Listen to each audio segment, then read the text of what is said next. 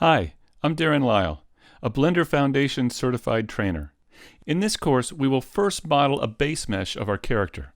Then we will use Blender's multi-resolution modifier to create high-resolution sculpted detail on the character. We will then use Blender's Retopology tools to create a low-poly version. We will use Blender's UV mapping tools to create an organized UV map that can be exported to external paint programs like Photoshop or GIMP for texturing. We will bake normal and ambient occlusion maps and then import these into Unity and test them on our character.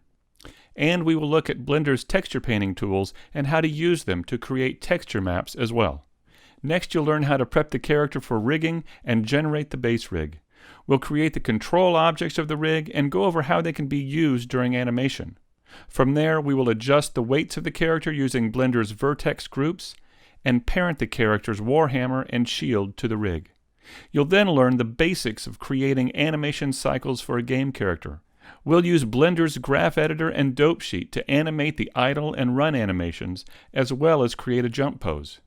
Finally, we will take it all into Unity and write some code to get our character running and jumping through the test level. So join me as we create a game character with Blender.